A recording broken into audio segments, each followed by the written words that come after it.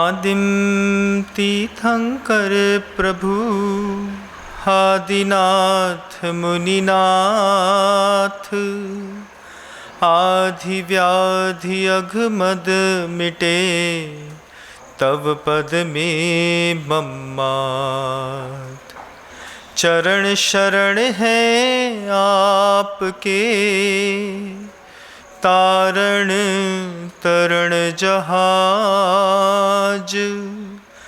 भवदधि तट तक ले चलो, करुणा कर जिन राज।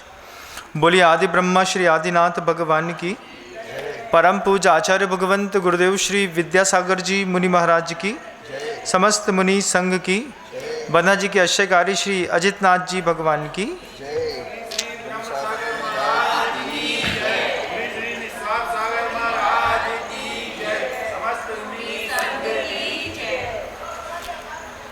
विहार चल रहा था। पूज्य गुरुवर चंद्रगिरी डोंगरगढ़ तीर्थ क्षेत्र से रायपुर होते हुए जगदलपुर जा रहे थे। जगदलपुर सुदूर वादियों में बसा हुआ एक ऐसा सुंदर सा शहर है, पूरा चंडीगढ़ के स्टाइल पे बसा हुआ है। केशकाल की एक घाटी पड़ती है वहाँ पर। उस केशकाल की पूरी घाटी को पार करके ऊपर चढ़ के जैसे ही रिलैक्स मोड पर रोड आई, वैसे ही बगल से एक ट्रक निकला। बगल से ट्रक निकला, ट्रक के पीछे लिखा था, बुरी नज़र वाले तेरा मुंह काला। आचार्य श्री जी ने उस स्लोगन को पढ़ा। लिखा था बुरी नज़र वाले तेरा मुंह काला, और पढ़ के मुस्कुरा करके 4 कदम चले नहीं कि पूज्य गुरुवर का चिंतन चालू हो गया। चिंतन चालू हो गया तो पूछते हैं बगल वाले से कि ये 1 मिनट में बुरी नज़र लग जाती है क्या? ट्रक वालों ने ट्रक के पीछे लिखा है बुरी नज़र वाले तेरा मुंह काला। तो बोले 1 सेकंड में किसी को किसी की बुरी नज़र नहीं लगती। 1 मिनट किसी को आप घूर करके देख भी लेंगे तो भी किसी को बुरी नज़र नहीं लगती। बोले बुरी नज़र किसकी किसको लगती है? बोले जो जिसको निरंतर देखता रहता है। अब ये देखिएगा कि आपको कौन निरंतर देखता रहता है, उसी की नज़र लगेगी। और उसी के लिए लिखा है बुरी नज़र वाले तेरा मुंह काला।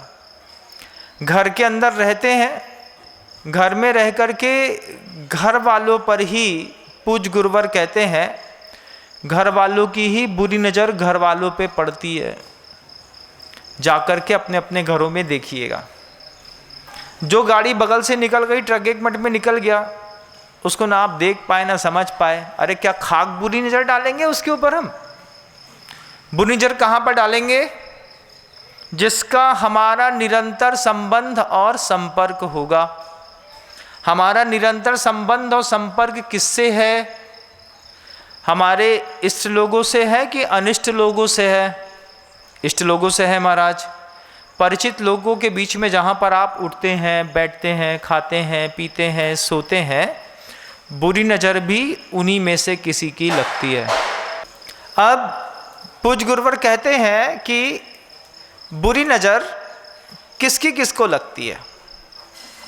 वो जो ट्रेन में आपको 1 मिनट के लिए मिला उसकी बुरी नज़र लग गई, बस स्टैंड वाले की लग गई, जिससे टिकट कटवाई उसकी लग गई, जिससे हमने 2 मिनट के लिए बहस करी क्या उसकी बुरी नज़र लग गई? नहीं। बुरी नज़र हमेशा जब भी कभी भी लगती है अपने परिचितों में से, अपने घर के अंदर रहने वाले घर वालों में देखिएगा। जब कोई ससुर अपनी ही बहू पर, अपना ही है ना, सब अपना है, यहाँ कोई बुरा नहीं है, बाहर का नहीं है, लेकिन बुरी नज़र डालता है।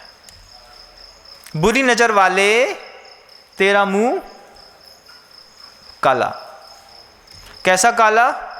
जब भाई भाई के ऊपर बुरी नज़र डालता है, जब अग्निभूति और मरुभूति दो भाई थे ना, है ना, पार्श्वनाथ और कमठ के जीव जब पूर्व पर्याय में थे तब भी यही हुआ था, घर में बुरी नज़र डाल ली थी। महाभारत हुआ उस समय भी घर में बुरी नज़र डाली, कभी भाई ने भाई के ऊपर, कभी भाई ने अपनी भाभी के ऊपर, कभी भाई ने अपनी बहू के ऊपर, कभी ससुर ने अपनी बहू के ऊपर, कभी भाई ने अपनी बहन के ऊपर। भाई बहन का रिश्ता कितना भी पवित्र क्यों ना हो, उसके बाद भी अकेले घर में दोनों को अकेला नहीं छोड़ते, क्योंकि लिखने वाले ने तो लिख के चला गया, पढ़ने वाले ने पढ़ लिया, लेकिन जब कोई बात गुरुदेव पढ़ते हैं, गुरुदेव कहते हैं इस बात को कि बुरी नज़र जो है वो कहाँ लगेगी, किसकी लगेगी। ग्राहक को, दुकानदार और ग्राहक के बीच में परिवार है ना, इसमें भी कोशिश करिएगा बुरी नज़र वाले तेरा मुंह काला। जिस भी दुनिया के जितने भी तमाम लोग जो व्यवसायिक केंद्रों पे रोज़ सुबह 7:30-8 बजे जाकर के बैठते हैं, जिन्होंने ये इश्यूज बना के रखे हैं कि मुझे खूब पैसा कमाना है, उनको पैसा कमाने की टेक्निक नहीं आती। पैसा कभी भी दुकान खोल करके नहीं कमाया जाता।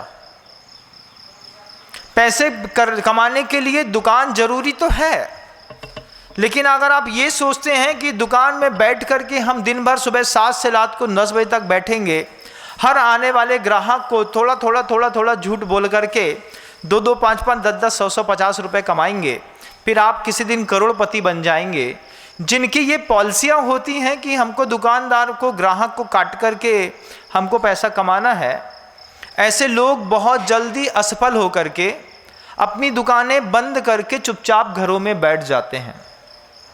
पैसा कैसे कमाया जाता है उसकी टेक्निक है बंधु, कि आपने मान लीजिए एक किराने की दुकान खोली है, आपने मान लीजिए एक हार्डवेयर की दुकान खोली है, उस किराने की दुकान हो या हार्डवेयर की दुकान हो, आप उस दुकान के निमित्त से जो ग्राहक आपके घरों के अंदर आते हैं, दुकान के अंदर आते हैं, उनसे सबसे पहले अच्छे संबंध बनाए जाते हैं।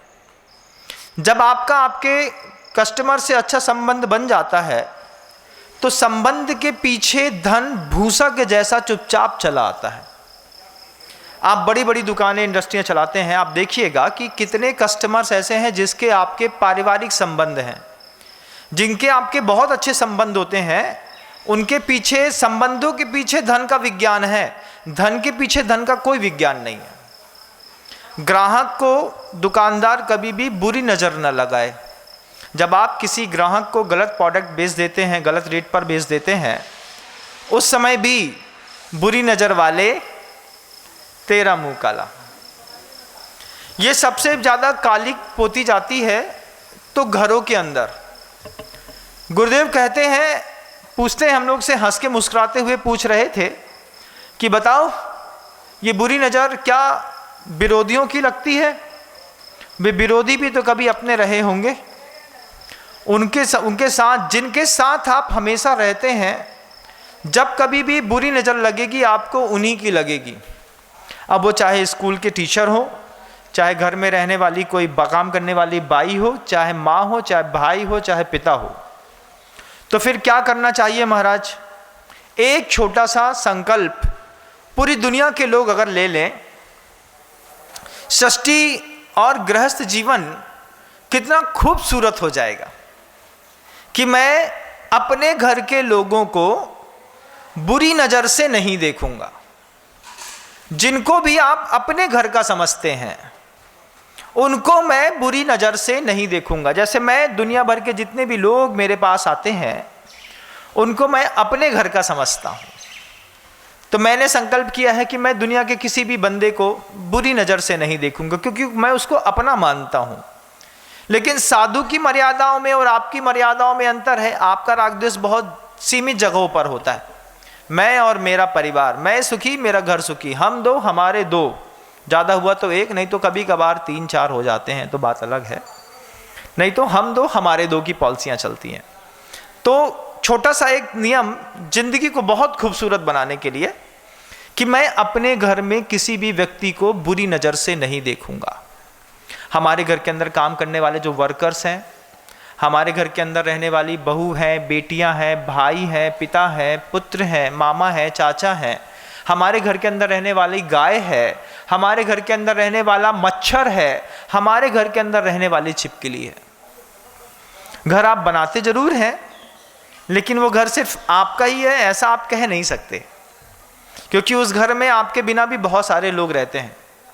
और जिस दिन आप ये चीज़ सोच लेंगे कि मैं अपने घर के अंदर रहने वाले मच्छर को भी बुरी नज़र से नहीं देखूंगा, क्योंकि बुरी नज़र वाले तेरा मुंह काला है, काला तो है, तो फिर मच्छर काला हो सकता है, आप तो गोरे हैं ना, तो फिर थोड़ा सा अच्छा उपाय क्यों ना किया जाए। अच्छा उपाय क्या कहता है कि हम शाम के समय ऑल आउट लगाने की अपेक्षा दोपहर में 4:30, 5, पौने 6 बजे थोड़ी देर के लिए अपने दरवाजे और खिड़कियों को बंद कर देते हैं। बंद कर देने से शाम के समय में जितने मच्छर घरों के अंदर प्रवेश करते हैं वे मच्छर प्रवेश नहीं करेंगे, आप बहुत कुछ स्थिति तक सेफ हो जाएंगे। घर के अंदर ऑल आउट, घर के अंदर किसी प्रकार का पेस्टिसाइड डालने से अच्छा है हम घर के अंदर मच्छरदानी लगा करके सोएं। फिर हमारे यहाँ वसुधैव कुटुंबकम वाली भावना घर के अंदर लगने लगेगी। मच्छर भी हमारे परिवार का सदस्य है, वो रहता है, अब वो आ ही गया है, हमारे आश्रित है, तो मारने का अधिकार क्या है। छोटी सी कोशिश है बंधुओं कि हमारे आश्रित जो भी लोग रहते हैं और हम जिनके आश्रित रहते हैं, हम उनमें से किसी भी चीज में बुरी नजर नहीं डालेंगे। अगर आपने ऐसा सोच लिया तो आपकी ये जिनायतन जो है ये सोने चांदी के ढेरों से लबालब भर जाएंगे।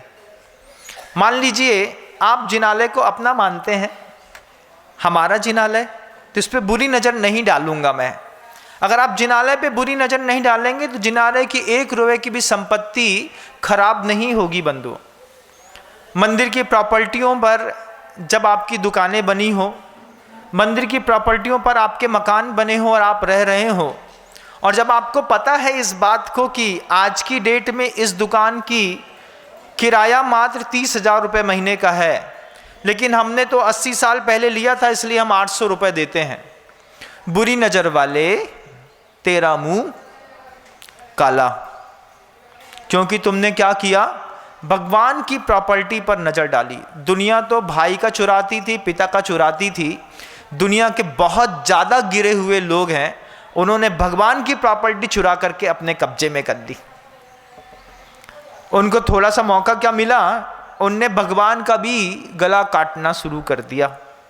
कैसे काटना, दुनिया भर के लोग आए, तीर्थ क्षेत्रों पर अपनी पुण्य के उपार्जन से उपार्जित धन को दान दे करके चले गए। सामने वाले ने काम किया तो अपनी मर्जी के रेट लगा लगा के तीर्थ क्षेत्रों का पैसा अपने घर तक पहुंचा दिया। बुरी नज़र वाले तेरा मुंह काला। सिखाना सबको, घर के अंदर भी छोटे से बच्चे को बताना है। महाराज जी कहते हैं बुरी नज़र वाले तेरा मुंह काला। और बुरी नज़र किस पर डलेगी, तो सिर्फ अपनों पर डलेगी। या तो हम जिनके आश्रित हैं उस पर हम बुरी नज़र डालते हैं। छोटा सा बच्चा पिता पर बुरी नज़र डालता है, किस बात की, ये पापा हमको जीने नहीं देते, पापा हमारे प्राण खाए रहते हैं, पापा जब देखो तब डांटते रहते हैं। बुरी नज़र वाले पापा हमसे दुश्मन हैं हमारे, ऐसी सोच है। ऐसा है नहीं, ऐसी सोच है। उस सोच में बच्चे को अपनी सोच सुधारने की ज़रूरत है। अगर ये छोटा सा विज्ञान भी हम सीख जाएं, जिंदगी कितनी सौंदर्यवान हो जाएगी बंधु, कि हम अपने परिवार के किसी सदस्य के ऊपर बुरी नज़र नहीं डालेंगे। आप उसको परिवार का सदस्य मानिए। तो आप एक स्त्री को स्त्री देखते हैं, स्त्री को ऑब्जेक्ट के रूप में देखते हैं, स्त्री को अपनी बहन और माँ के रूप में नहीं देखते हैं। ये आपका बहुत बड़ा दुनिया का दृष्टि दोष है। दिगंबर साधु 50,000 लोगों की भीड़ पर, 1,00,000 लोगों की भीड़ पर, करोड़ों की भीड़ पर चुपचाप दिगंबर निकल जाता है। किसी ने दिगंबर साधु से पूछा कि ऐसे बिल्कुल नग्न होकर के आप रास्ते से निकल जाते हैं, जवान बेटियां रहती हैं, कन्याएं रहती हैं, महिलाएं रहती हैं, आपको बिल्कुल भी शर्म नहीं आती? साधु ने एक सीधा सा जवाब दिया कि हम उसको लड़की समझते हों तो लड़की देखने पर शर्म आए, अब बहन है, माँ है, जब विचारधाराओं में माँ और बहन जैसे संबोधन हमारे प्रवेश कर चुके हैं, तो जैसे आप अपने घर में बहुत कुछ छोड़ करके भी घूम लेते हैं और उस तब मेरी दृष्टि भी तो जाए, उस तब तो हमारी दृष्टि ही नहीं जाती।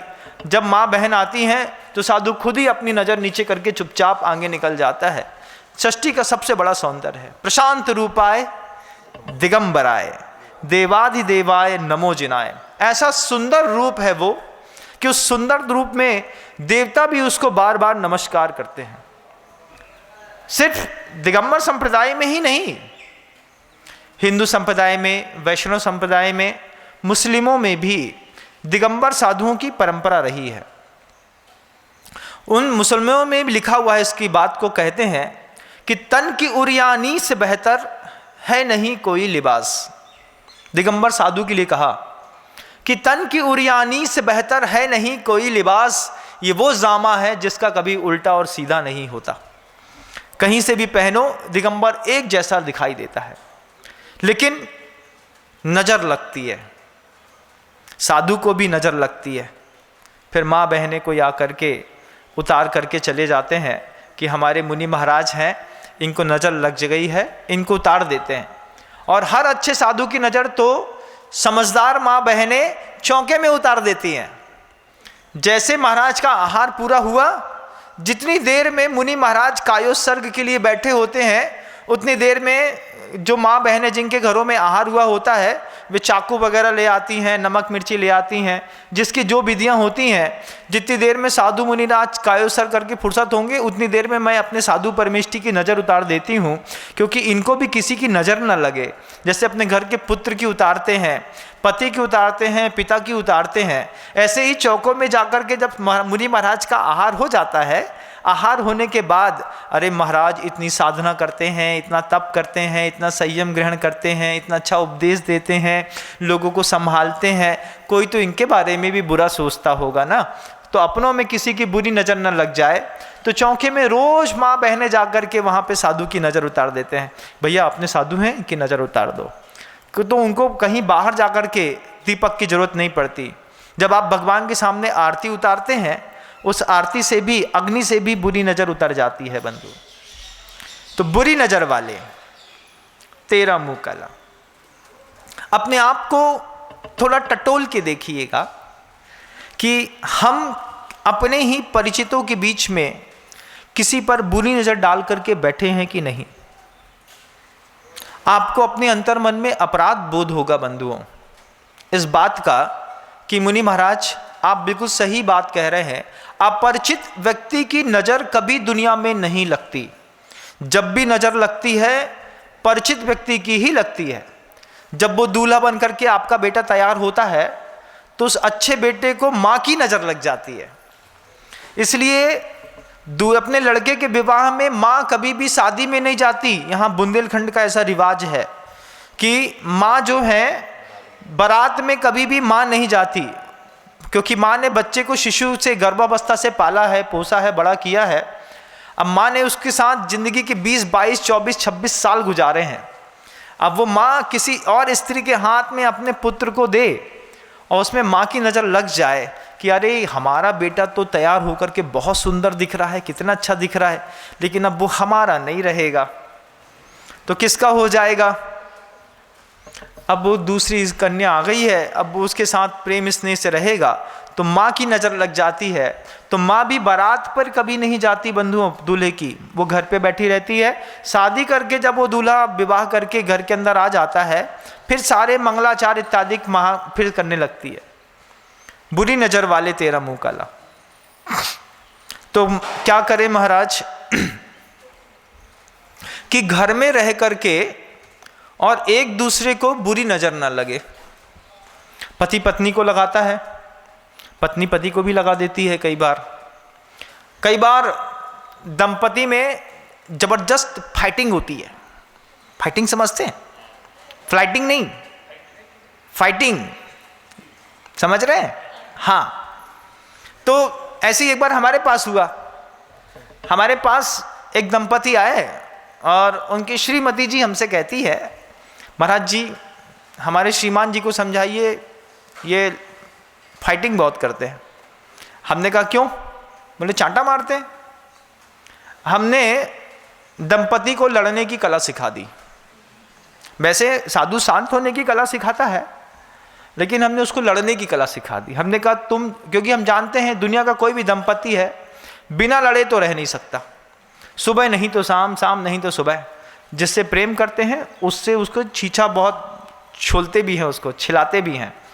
तो फिर हमने दंपति से कहा कि जब कभी भी आपस में लड़ना, तेज तेज आवाज में लड़ना, खूब तेज आवाज में, कोई बुराई नहीं है, बस आंख बंद करके लड़ना।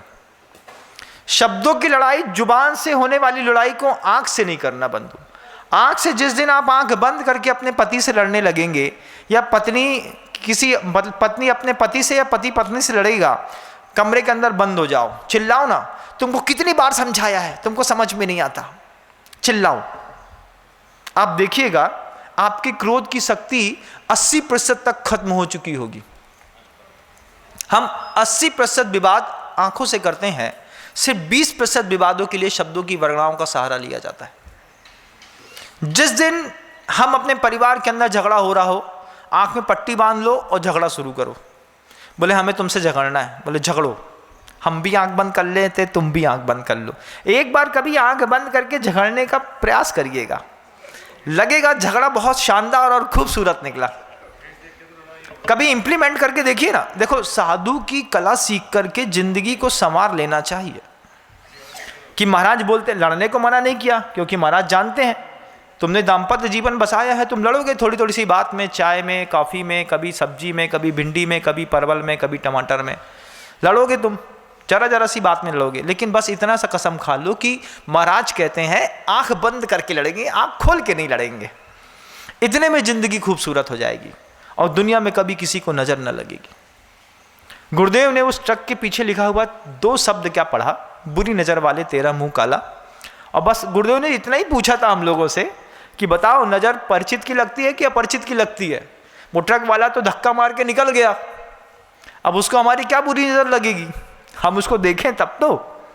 लेकिन जब आप निरंतर किसी पेड़ को देख करके उसको बैड वाइब्रेशन देते हैं, जब आप निरंतर अपनी गाय को, जब वो दूध देना बंद कर देती है, उसके बाद आप बार बार उसके बारे में नज़र लगाते हैं, किस बात की, कि अब इसको तो कसाई के यहाँ बेच देते हैं, किसी को भी बेच देते हैं, गौशाला में डाल देते हैं, किसी को दान कर देते हैं। उस बुरी नज़र से, आपकी बुरी नज़र से अपनों की उम्र कम होती है बंधु, अपनों की उम्र कम होती है। जब आप अपने घर के अंदर बैड वाइब्रेशन देते हैं, बार बार सोचते हैं अरे ये तो हमको जीने नहीं दे रहे, देखना एक दिन इनको हार्ट अटैक आएगा, हार्ट अटैक आएगा। तो हार्ट अटैक तो नहीं आएगा, हो सकता है हार्ट अटैक के बहाने कैंसर आ जाए, कोई दूसरी प्रॉब्लम में फंस जाए। फिर आप बार बार देखा, मैं जानता था ये ऐसे ही किया, इसने ऐसे ही किया, इसने ऐसे ही किया। बुरी नज़र बहुत बेकार होती है। अपने घर में, अपने परिवार में बस कोशिश हो इस बात की कि हम खुद नहीं लगाएंगे। एक विज्ञान है दुनिया में अपने परिवार को बहुत अच्छे तरीके से चलाने का। जैन शासन इतने अच्छे शब्दों से, इतनी अच्छी व्यवस्थाओं से लबालब भरा हुआ है। उस जैन शासन के बारे में भागेंदु कवि जी ने बहुत अच्छे शब्दों में कहा है, यदि यावा गंगा विविध नय कल्लोल विमला बृहज्ञानां भोभिर जगति जनतां या स्नपयति इदानीमपेशा बुध जन मरालय परिचिता महावीर स्वामी नयन पथगामी भवतु में। क्या है वो? यदि या वाग गंगा विविध नय कल्लोल विमला, वो जो भगवान महावीर के मुख से निकली हुई वह गंगा है, विविध प्रकार के नए से तरंगों से उछलती, प्रमाणों से नए से उछलती हुई आपके घर तक आकर के आपके अंतर मन को पवित्र करती है। उस कल्लोलमयी माँ जिनवाणी का सहारा लेकर के अपने जीवन को समृद्ध करने के कुछ कला के सूत्र सीखना चाहिए। हर जगह परिवार को संभालने के लिए कछुआ काम नहीं आता, हर वक्त परिवार को संभालने के लिए लॉफिंग बुद्धा भी काम नहीं आता। आपने जब कभी भी अपने परिवार का एक बार तो वास्तु चेक जरूर कराया होगा। जीवन में थोड़ा भी व्यक्ति आर्थिक संपन्नताओं में ऊपर उठता है, सबसे पहले उसको ये दिखता है यार एक बार एक वास्तु शास्त्री को दिखा लेते हैं। यार भैया नींद नहीं आ रही, पैसा नहीं बढ़ रहा, घर के अंदर बिल्कुल तरक्की नहीं है, अच्छा नहीं लगता है, भूत भूत दिखते हैं, दरवाजे ठोकने की आवाज़ आती है, सांप सांप दिखाई देता है, दुनिया भर के इतने ज़्यादा मतलब आदमी के एक्सक्यूज़ रहते हैं अपने लिए, खुद के लिए, कि मुझको मेरे घर में, मेरे बनाए हुए घर में खुद सेटिस्फैक्शन नहीं है। तो अपने सेटिस्फैक्शन के लिए दुनिया में हर गृहस्थ एक बार जीवन में जरूर, एक बार, दो बार, तीन बार, कई लोग तो बार बार, कई लोग तो ऐसे होते हैं कि सांस भी लेते हैं तो वास्तु शास्त्री से पूछ लेते हैं कि भाई बुधवार का समय है, दाएं नाक से लेनी है कि बाएं वाले से लेनी है। वो बता देता है भैया दाएं से कि बाएं से। तो कुछ लोगों का चेहरा ही ऐसा हो जाता है, उनकी नाक टेढ़ी हो जाती है। क्यों? बात बात में वास्तु का प्रयोग, बात बात में स्वर विज्ञान। तो जब भी कभी आप अपने घर में एक बार आपने वास्तु चेक कराया होगा और वास्तु शास्त्री ने कहा होगा कि S5 में अपने घर का दरवाज़ा रखिए, फिर वास्तु शास्त्री ने आपको बताया होगा कि आप अपनी बैठक में एक लाफिंग बुद्धा रखिए, फिर वास्तु शास्त्री ने कभी आपको हवाओं के सहारे से बजने वाले उस सिंगिंग बेल को अपने घरों में लगाने के लिए बोला होगा। कभी वास्तु शास्त्री ने आपसे ये भी कहा होगा कि घोड़े की नाल पहन लीजिए, आपका काम हो जाएगा। कभी वास्तु शास्त्री ने आपको अपने घर के अंदर कछुआ पालने की सलाह दी होगी, लेकिन ये भी बताया होगा कि 2 कछुए एक साथ मत पालिएगा, घर में एक ही कछुआ पाला जाता है। कभी कछुए वाली अंगूठी आपने पहनी होगी। दुनिया भर के इस तरीके के वास्तु के जब आपने अपने जीवन में प्रयोग किए और प्रयोग करने के बाद भी हंसी आती है ना, क्योंकि ये सबसे कुछ होता जाता नहीं है, लेकिन आप करते हैं, क्या समझे? तो ये सारे प्रयोग किए, लेकिन सर्वज्ञ परमेष्ठी श्रमण महावीर स्वामी कहते हैं कि यदि या वाग गंगा विविध नय कल्लोल विमला, अगर आपने भगवान महावीर की देशना से एक वास्तु की अंगूठी अपने उठाई होती, एक वास्तु विज्ञान प्रभुवर भगवान महावीर का ऐसा है कि अपने घर की, अपने पूरी की पूरी जीवन की हर परेशानी मिटाने के लिए भगवान महावीर स्वामी बार बार इस बात को कहते हैं कि अपने घर के अंदर रहने वाले प्रत्येक व्यक्ति की लेसा क्या वास्तु बदलिए। महाराज ये क्या है? लेस्या का वास्तु होता है बंधुओं, घर के अंदर आदमी की, प्रत्येक जीव की अपनी अपनी परिणतियां होती हैं। आचार्यों ने बहुत सरल शब्दों में लेस्या की परिभाषित करते हुए कहा, कसायानुरंजित योग प्रवर्तित लेस्या, कसाय से लिपि पुती, कसायानुरंजित, जैसे आप थोड़े बहुत केले को उठा करके और बेसन के घोल में पूरा का पूरा डुबा देते हैं, ठीक ऐसे ही कसायानुरंजित योग प्रवर्तित लेस्या। लेस्या क्या है? कसाय से लिपि पुती, मन की, वचन की, काया की प्रवृत्ति का नाम लेस्या है। अब वो लेस्या क्या करती है घर के अंदर? उसी लेस्या के माध्यम से घर के अंदर बुरी नजर लगती है बंधु। 6 प्रकार की लेस्या हैं, पीत, पद्म, शुक्ल, कृष्ण, नील और कापोत।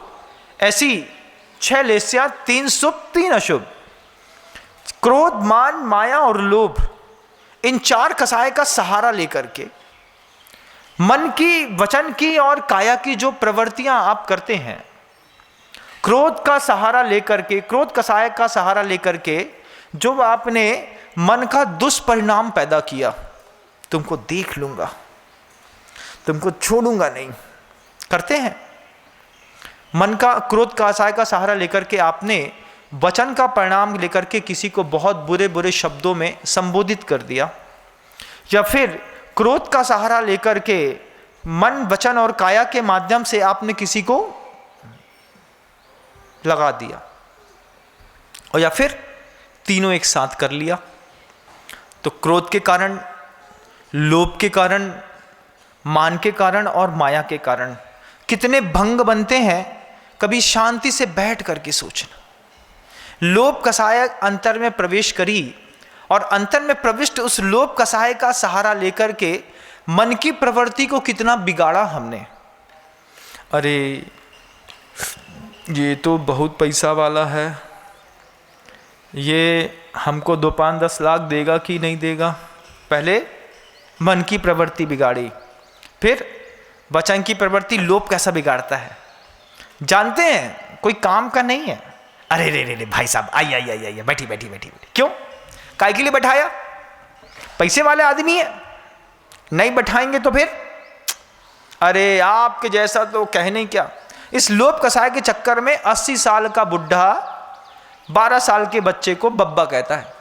अरे बब्बा तुम तो मान जाओ ना, बस ठीक है, ले जाओ, चाओ ले जाओ ले जाओ। अब लोभ कैसी नौटंकी कराती है आपके जीवन में, मन की, वचन की और काया की भी। लोभ की प्रवृत्ति के कारण घर के अंदर कितने सारे काम करने पड़ते हैं। कसायानुरंजित योग प्रवर्तिर लेश्या। अब उस लेश्या का परिणाम सुधारने की जरूरत है। आचार्यों ने बहुत सारे उदाहरण दिए हैं, उसमें सर्वाधिक प्रसिद्ध आता है तो एक पेड़ का उदाहरण आता है कि 6 युवक जो हैं एक साथ निकल रहे हैं, और एक अच्छे समृद्ध पेड़ में बहुत सारे आम लगे हैं, और 6 के 6 युवकों के मन के अंदर आम खाने की इच्छा होती है। लेकिन उसमें सबसे निकृष्ट प्रवृत्ति वाला जो व्यक्ति है, वो जब आम खाता है तो सबसे पहले कुल्हाड़ी उठा करके आम का पेड़ तोड़ देता है। आम का पूरा पेड़ दर से काट करके पूरा का पूरा पेड़ गिर गया। अब जब पेड़ पूरा गिर गया, गिरने के बाद एक ही तो आदमी था। आम के पेड़ से चाहता तो चढ़ करके, चाहता तो थोड़ी प्रतीक्षा करके पके पके फल जो नीचे गिरे थे उनसे भी अपनी भूख मिटा सकता था। लेकिन जो कृष्णलेशा वाला जीव है वो पूरे के पूरे पेड़ को नीचे से पहले पूरा काट देगा। काटने के बाद जब पूरा पेड़ गिर गया, गिरने के बाद उस पेड़ से 4-6 फल उठाएगा, खाएगा और आगे चलता बनेगा। ये क्या हुआ बंधुओं? ये कृष्णलेशा। घर में लाफिंग बुद्धा रखिए या नहीं रखिए, लेकिन घर में विनम्र सागर महाराज की आवाज जरूर रखिएगा, और बैठक में रखिएगा उस वक्त रखिएगा जिस वक्त अनुपमा सीरियल आता है। आपको अच्छा लगेगा, क्योंकि अनुपमा आपको कुछ उदाहरण देके नहीं जाएगी, लेकिन वाणी सदा कल्याणी, वो कुछ ना कुछ दे के जाएगी। अब पूरा का पूरा पेड़ उस व्यक्ति ने नीचे से काट दिया है। कृष्णलेशा वाला जीव है, अत्यधिक क्रोधी, अत्यधिक मानी, अत्यधिक लोभी, अत्यधिक मायावी, जिसकी कसाय की स्थितियां हैं। ऐसा व्यक्ति अपने मन, वचन और काया की परिणति का प्रयोग करके, काया से पूरी क्रोध की उत्कृष्टतम प्रवृत्ति का प्रदर्शन करके उसने पूरा पेड़ काट दिया। लोभ की उत्कृष्टतम प्रवृत्ति के कारण उसने पूरा पेड़ गिरा करके उसमें से 4-6 फल खाए और चलता बना। आपने कभी ऐसा किया है कि नहीं? बताओ। अच्छा, कभी आम का पेड़ काटा है? नहीं काटा होगा। लेकिन अगर आपने ऐसा नहीं किया है, ऐसा आप कह नहीं सकते, क्योंकि जब मैं कहता हूं तो फिर आप ऐसा ऐसा सिर हिलाते हैं। हाँ महाराज, ऐसा हमने भी किया है। आम का पेड़ तो उदाहरण है, आम के पेड़ पे मत जाइएगा। आप ये देखिएगा कि कई बार आम क्या करता कि एक बार आपने तीव्र कसाय के कारण जो है पूरा का पूरा पेड़ काट दिया। अब पेड़ काट देने के कारण दोबारा ना आप उस पेड़ की छाया ले पाएंगे, ना दोबारा फल ले पाएंगे, और आप ही नहीं, दूसरा भी कोई ना उसकी छाया ले पाएगा ना फल ले पाएगा। वो पेड़ एक बार के भोजन करने के चक्कर में, पेट भरने के चक्कर में हमेशा हमेशा के लिए चला गया। आचार्य परमेष्ठी आम के पेड़ का उदाहरण देकर के अपने संबोधन को कहते हैं, पूज्य गुरुवर कहते हैं कि कृष्ण लिस्सा का सहारा लेने वाले जीव ने जैसे जड़ से पेड़ काट दिया, ठीक वैसे ही हमने अपने जीवन में कितनी बार सहयोग का पेड़ काटा है। किसी व्यक्ति से आपने किसी प्रकार का सहयोग लिया, भैया हमारे घर में शादी है और 2 लाख रुपए की जरूरत है। जब आप मांगने गए थे तब कितने दरिद्र, दीन और भिखारी होकर के मांगा था आपने। कैसा मांगा था? भाई साहब दे दो भाई साहब, नहीं तो हमारी बच्ची का शादी नहीं हो पाएगी, संबंध नहीं हो पाएगा, पूरी दुनिया में सिर्फ आपके ऊपर भरोसा है। अगर आज मैं आपके पास से खाली हाथ चला गया तो मैं यहाँ से जहर खा लूँगा, मर जाऊँगा। कैसी नौटंकी करी थी। इतनी दयालुता, दरिद्रता, दीनता के साथ आपने किसी से 2 लाख रुपए लिए। उसने आपके आंसू के ऊपर भरोसा करके, उसने आपकी बेटी को अपनी बेटी समझ करके, इस बात पर भरोसा करके, उसने आपकी विपन्न परिस्थिति का भरोसा करके आपको 2 लाख रुपए का सहयोग दिया। आपने सहयोग किया, उसने सहयोग लिया, लेकिन जिसने सहयोग लिया उस व्यक्ति ने 2 लाख रुपए लेकर के शादी कर दी। शादी करने के बाद कसम खा ली थी कि भैया 1.5 महीने के अंदर पैसा दे देंगे। जब तुमने सामने वाले व्यक्ति को भरोसा, तो उसने तुमको भरोसा दिया ना 2 लाख का, तुमने उसको जुबान का भरोसा दिया, भाई साहब 2 महीने के अंदर पूरा पैसा वापस कर दूंगा। ठीक है, अब उस पैसे को धीरे धीरे धीरे धीरे करके आपने 2 महीने बाद क्या किया? भाई साहब व्यवस्था तो नहीं हो पाई, ये 12,000 रुपये रख लो। 12,000 दिए, फिर कभी 4,000 दिए, फिर 6,000 दिए, फिर 3 महीने भूल गए। फिर सामने वाले व्यक्ति को याद आया कि भैया उसको 2 लाख रुपए दिए थे और 2 लाख रुपए उसने अभी 26,000 रुपये कुल वापस किए। फिर एक दिन उस व्यक्ति ने 6 महीने बाद तगादा किया, भैया तुमने 2 लाख नहीं पहुंचाए। अरे भैया पैसे की व्यवस्था नहीं बन रही है, एक काम करते हैं ये पैसा थोड़ा सा और रख लो, तो 4,000 फिर दे दिए। फिर एक दिन नौटंकी बाजी करी तुमने, बोले हमारे पास पैसे नहीं है, हमने पत्नी का मंगलसूत्र बेच करके आपको 20,000 दिए। धीरे धीरे करके आपने 70, 80, 90,000 रुपये चुका दिए, लेकिन 1,10,000 रुपये 3 साल बाद भी बचा रहा। आपने क्या किया पता? आपने एक दयालु व्यक्ति के घर में लगा, मन में लगा हुआ सहयोग का पेड़ जड़ से काट दिया। क्या वो व्यक्ति दुनिया में कभी दूसरे की मदद करेगा? करेगा? कभी नहीं करेगा। आपने कभी सोचिएगा बंधुओं, दुनिया भर के तमाम माँ बहनें, तमाम बिजनेसमैन जो मेरी इस बात को सुन रहे हैं, वो सोचिएगा इस बात को कि आपने कभी किसी सहयोग के पेड़ को काटा है कि नहीं। आम का पेड़ तो उदाहरण मात्र है। आम के पेड़ का सहारा लेकर के आचार्य भगवंत कहते हैं, आपने सहयोग का पेड़ काटा कि नहीं काटा? जब किसी से आपने कमिटेड होकर के कहा था कि मैं ये काम टाइम ड्यूरेशन में इतने दिनों में पूरा कर दूंगा, और आपने जब वो काम अपनी टाइम ड्यूरेशन में पूरा नहीं किया, जब आपको लग रहा था ये टाइम ड्यूरेशन में पूरा नहीं हो पाएगा, 15 दिन पहले जाकर के बोलते भाई साहब 1 महीने की और छूट दे दो, गलती हो गई नहीं हो पाएगा, वो फिर भी मान जाता, उस पेड़ में फिर भी जान बची रहती। लेकिन आपने सहयोग का पूरा पेड़ काट दिया। अब दुनिया में एक ऐसा दयालु व्यक्ति जिसने सोचा था कि मेरे पास अपार संपत्ति है, इस अपार संपत्ति का प्रयोग मैं लोगों में दया भाव में, करुणा भाव में करूंगा, लेकिन एक बार आपने उसके साथ छल करके उसके अंतर्मन में जो सहयोग का पेड़ लगा था उसको एक बार क्या काटा, उसने इतना कठोर और निष्ठुर जीवन हो गया उस व्यक्ति का, उसने संकल्प कर लिया दुनिया में कभी किसी की पैसे की मदद नहीं करेंगे। ऐसा होता है ना, आप भी करते होंगे। अब आप बताइए कि आपने कभी कोई आम का पेड़ काटा है? काटा है महाराज? बिल्कुल, हर एक व्यक्ति दोषी है इस तरीके से एक एक वृक्ष को उखाड़ने का। जितने लोगों ने आपके ऊपर विश्वास किया था, आपने एक सहयोग का, एक विश्वास का पेड़ कभी ना कभी किसी ना किसी का तो जरूर काटा होगा। मुख के ऊपर बहुत अच्छा कह रहे होगे, धीरे से फोन करके पुलिस वाले को फोन किया होगा, भैया वो जो व्यापारी है वो यहाँ पे घूम रहा है, आके ले जाओ। फिर बाहर आके हम उसको रोकते हैं, अच्छा बैठिए चाय पिलाएं, ये करें वो करें। एकदम से पुलिस आई होगी और चला गया होगा। फिर जब वही अपराधी व्यक्ति बाद में छूटने के बाद जब तुम्हारे माथे में बंदूक फंसाएगा, तब तुम्हारे ऊपर भरोसा किया था, तुमने भरोसे का पेड़ क्यों काटा? भरोसे का, विश्वास का पेड़ कभी ना कभी हर व्यक्ति के पास एक बार कोई ना कोई विश्वास का पेड़ लगा करके जरूर जाता है। और जब विश्वास का पेड़ आपके जीवन में कोई लगा करके जाता है तो फिर आपकी जवाबदारी बनती है कि उसने हमारी भूमि पर विश्वास का पेड़ लगाया है, उस विश्वास के पेड़ को सिंचित करना, पोषित करना हमारा काम है। अगर इसके विश्वास का पेड़ हमसे टूट गया तो दुनिया में कभी ये किसी और के घर में जाकर के विश्वास का पेड़ नहीं लगाएगा। आपने सहयोग का पेड़ तोड़ा है। साधु साध्वी भगवंत भी, हम लोग जब विहार करते हैं तो हम लोग देखते हैं, एक अच्छी स्कूल पे गए, स्कूल वाले ने स्कूल देने से मना कर दिया।